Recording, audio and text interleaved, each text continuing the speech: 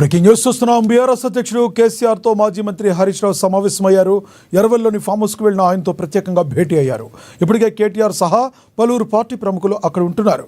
తాజాగా అసెంబ్లీలో చోటు చేసుకున్న పరిణామాలు, కాళేశ్వరంపై దర్యాప్తును సీబీఐకి అప్పగించడం, ఎమ్మెల్సీ పదవికి భారత రాష్ట్ర సమితి పార్టీకి ప్రాథమిక సభ్యత్వానికి కవిత రాజీనామా చేయడం వంటి అంశాలపై వారు చర్చించుకున్నట్లుగా తెలుస్తుంది. మరోవైపు హరీష్ రావుపై కవిత సంచలన ఆరోపణలు చేసిన తర్వాత ఇరువురు భేటీ అవడంపై సర్వత్రా ఆసక్తి నెలకొంది. మరోవైపు కవిత వ్యాఖ్యలపై కేసీఆర్, కేటీఆర్ స్పందించకపోవడం అందరినీ ఆశ్చర్యానికి గురిచేస్తుంది. ఇదే విషయానికి సంబంధించి మరింత సమాచారాన్ని మా ప్రతినిధి యాదగిరి అందిస్తారు. యాదగిరి, చెప్పండి, మీ దగ్గర ఉన్న తాజా సమాచారం ఏంటి? ఒక రకంగా చెప్పాలంటే కవిత రాజీనామా తర్వాత బీఆర్ఎస్లో ఒక కుదుపు వచ్చిందని మనం అనుకోవచ్చా? Yes, thank you Lakshminarayana. BRS పార్టీలో ఒక కవిత సంచలనమైన వాక్యాలు ఒక గందరగోళానికి లేపినాయని చెప్పుకోవచ్చు. మొదటగా ఇప్పుడు ప్రభుత్వం కాంగ్రెస్ పార్టీ అధికారంలో రాకముందుకు బీఆర్ఎస్ పార్టీ అధికారంలో ఉన్న సమయంలో బీఆర్ఎస్ పార్టీ 10 సంవత్సరంలో అధికారం నుండి రైతులకు సాగునీరు అందించాలి, రైతులకు సాగునీరు లేక ఇబ్బందులు పడతా ఉన్నారు, రైతులు బాగుంటేనే రాజ్యం బాగుంటుందనే ఉద్దేశంతో నాటి ముఖ్యమంత్రి బీఆర్ఎస్ పార్టీ అధినేత కోట్ల రూపాయలతోని కాళేశ్వరం ప్రాజెక్టు నిర్మాణం చేసిన సంగతి తెలిసిందే. అదే కాళేశ్వరం ప్రాజెక్టు నిర్మాణం చేయడం, దాన్ని రీడిజైన్ పేరిట బీఆర్ఎస్ పార్టీ అప్పుడున్న మాజీ ముఖ్యమంత్రి కేసీఆర్ తో పాటు కేసీఆర్ అలాగే మాజీ మంత్రి హరీష్ రావు కాళేశ్వరంలో లక్షల రూపాయలు అవినీతి పాల్పడ్డారని చెప్పేసి అప్పుడున్న కాంగ్రెస్ పార్టీ, ఇప్పుడున్న కాంగ్రెస్ అధికారంలో ఉన్న కాంగ్రెస్ పార్టీ ముఖ్యమంత్రి రేవంత్ రెడ్డి ఆరోపణలు చేయడం జరిగింది.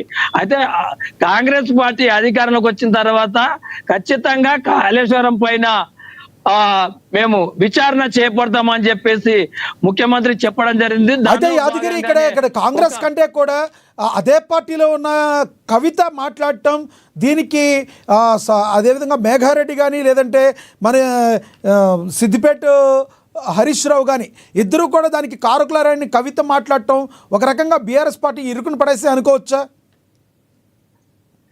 ఎస్, 100% లక్ష్మీనాగు.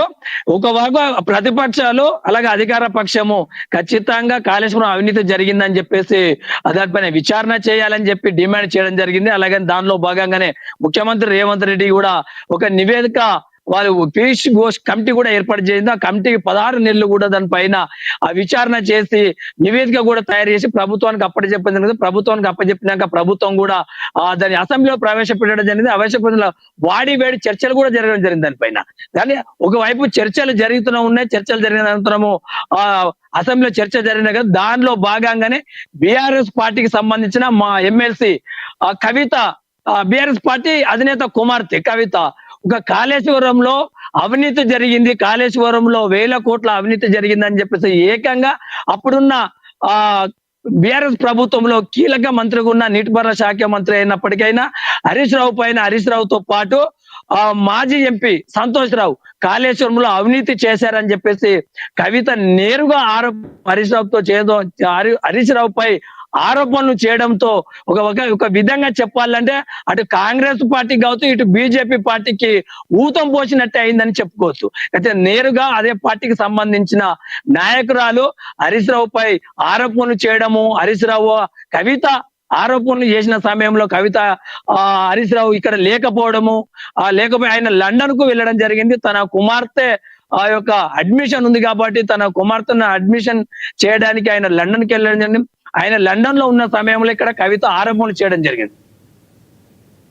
ఆరోపణలు ఖచ్చితంగా రాష్ట్రంలో ఒక పెను సంచలనమే సృష్టించాయని చెప్పుకోవచ్చు.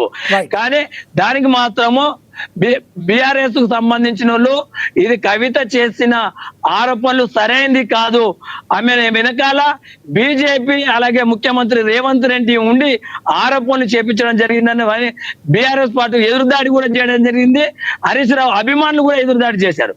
కానీ 5 రోజులు లండన్ నుండి తిరిగి వచ్చినాక హరీష్ రావు నిన్న ఉదయం తన నివాసానికి చేరుకొని మధ్యాహ్నం సమయంలో ఎర్రవెల్లిలోని కేసీఆర్ వ్యవసాయ క్షేత్రానికి చేరుకోవడం జరిగింది. చేరుకున్నాక మొదటగా కేటీఆర్ తో సమావేశం కావడం జరిగింది. కేటీఆర్ తో సమావేశం అయిన అనంతరము హరీష్ రావుతో సమావేశం కావడం జరిగింది. హరీష్ రావు, కేటీఆర్ ముగ్గురు కూడా ఈ యొక్క ఫామ్ హౌస్ లో సమావేశం కావడం జరిగింది. కేసీఆర్ తో సమావేశం జరిగింది. కవిత ఆరోపణల పైన ఎట్లా చూడాలి, అసలు ఈ ఆరోపణ రేపు కూడా మళ్ళీ ఆమె ఏమన్నా ఆరోపణలు చేస్తే మనం దాన్ని ఎలా ఎదుర్కోవాలి అని చెప్పేసి వీరి ముగ్గురు మధ్యలో ప్రధానంగా చర్చ జరిగిందని చెప్పుకోవచ్చు. రైట్. నిన్న మధ్యాహ్నం నుండి మొదలుకొని సాయంత్రం వరకు కూడా మధ్యలో ఫామ్ హౌస్ లో చర్చ జరిగింది థ్యాంక్ యూ యాదగిరి. చెప్పుకోవచ్చు. Thank you Yadagiri.